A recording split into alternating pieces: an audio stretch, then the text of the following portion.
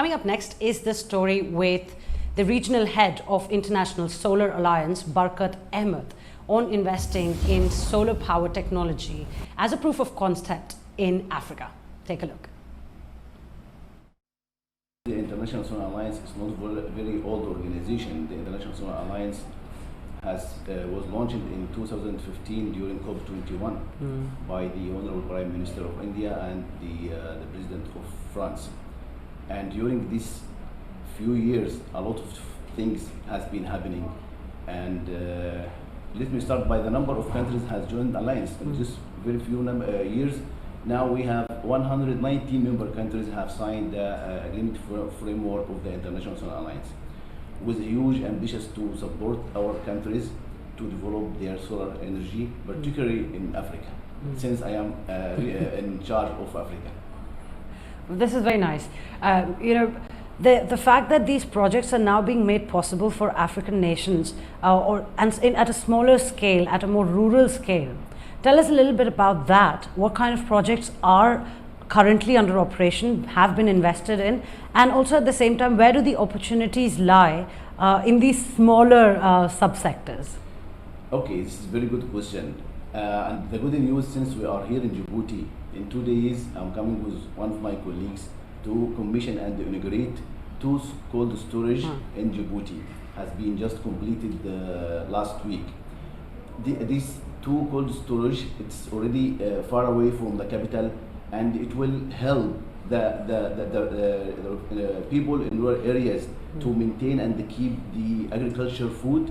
And can you imagine the income that will be created because most of these products used to spoil and the people losing the money. Sure. And also in addition to that, how many jobs will be created based on this small technology. And this kind of small technology provide a lot of benefits to the people. And even we have received a letter from the Minister of Djibouti because of the people in those two areas. They were very satisfied of the benefits they are getting from this technology. Now Djibouti wants to scale up this technology to have like 20 solar cold storage, and we will be also discussing with the Ministry of Djibouti to come up with a business model that can also sustain this technology, but it will be run by the private sector. And this is our objective. We place small scale project to showcase of the benefits that coming out from solar energy and to help the countries to come up with sustainable economic business model. Sure, it's like a proof of concept idea. Exactly. Right. But this is known fact that a solar power, especially off grid, is a very adaptable piece of technology. But one challenge that Africa consistently faces is access to finance to make that happen. I understand that you work with partners to eventually transfer these assets to private sector. What is the current understanding of feasibility for the private sector to be involved in the current projects that you have already invested in and founded, as well as future projects?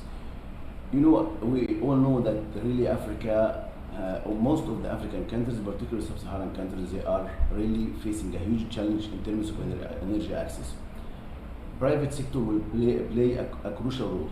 When we look to the last few years, the solar energy investment has grown up to maybe 8 billion US dollar worldwide.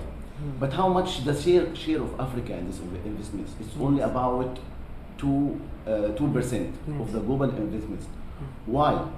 Because of the risk that the private sector is always talking about. We have spoken with a lot of private sector and also with member countries. And the private sector, usually they want to see the return of their investments. So what also from our side as the International Solar Alliance they are doing to support our member countries and to attract private sector. One of the financing mechanisms, we create a global facility which is called Global Solar Facility, which has a payment guarantee. This will help to pool the money into the African solar investments. We also help countries in technically to prepare bankable project. We capacitize the people. So we provide also capacity building for the people, because even by my experience, some countries, they are really very lack in terms of capacity building. They don't have the capacities to prepare the right documents for the project. So we are working closely with the countries to capacitize the local context, local capacities. On the other side also, one of the major problems that we are hearing, the right and policy and regulation. Because the private sector wants to see some tools to guarantee or to make sure they will get back their revenues.